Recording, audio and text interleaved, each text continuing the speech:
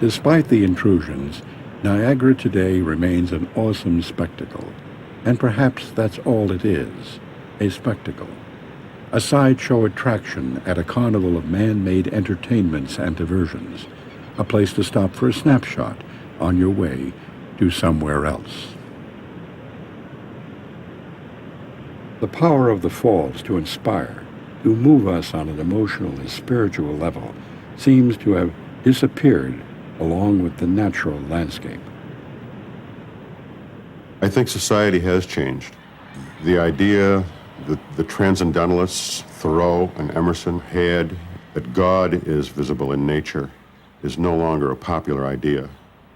We ought to be able to, in some way, recapture that childlike sense of wonder when we experience nature in its original state, or as close to that original state as we can get.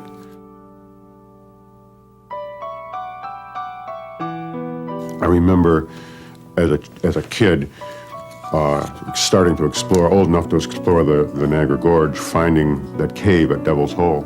And my original sense of delight was like I was a discoverer. I had been the first one in that cave. And my fear is that if the eye of God suddenly filled the entrance to Devil's Hole Cave, it wouldn't be long before some entrepreneur had a concession there, and for $5 you could poke God in the eye with a stick to see what would happen. And the sad part is people would line up.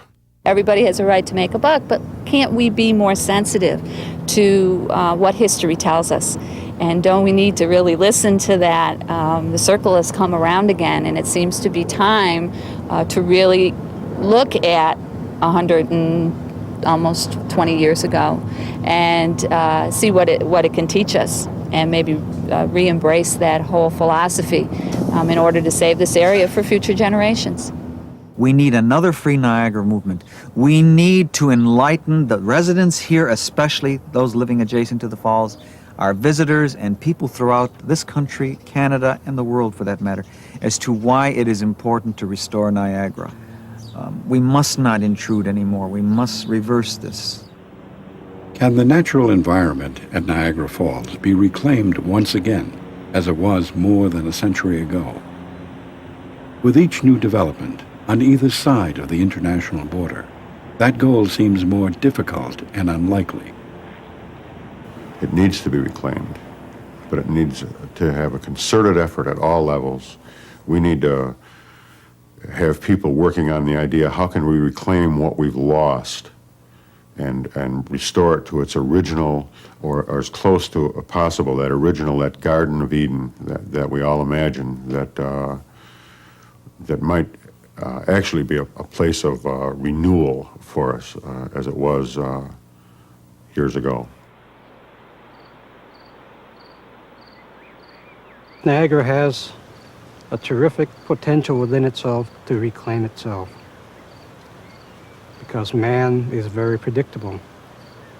He will continue to do the same tomorrow as he did yesterday.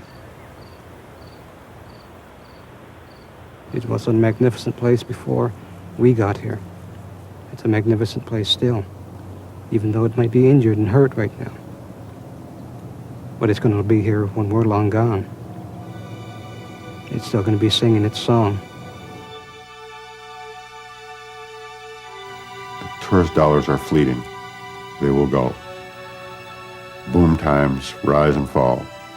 But if we ruin the wilderness that once covered the entire country before we came, we'll have lost something that's beyond words to value.